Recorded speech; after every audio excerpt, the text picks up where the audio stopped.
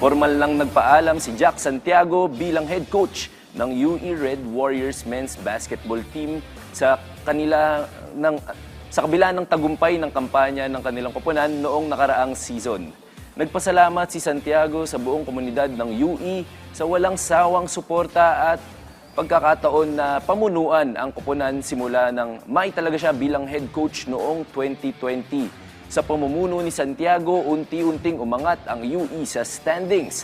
Lalo na nitong nakaraang Season 87 kung saan naging maganda ang panimula ng kanilang kampanya. Ganun pa man, nabigo ang UE sa ikalawang yugto ng season matapos matalo sa huling 5 laro nito na nabigyan daan para makapasok ang Adamson Soaring Falcons sa playoffs. Agad namang naglabas ng statement ang UE sa kanilang social media na nagpapasalamat sa legasiyang iniwan nito sa buong koponan na maituturing nilang naging ama ng kanilang mga manlalaro.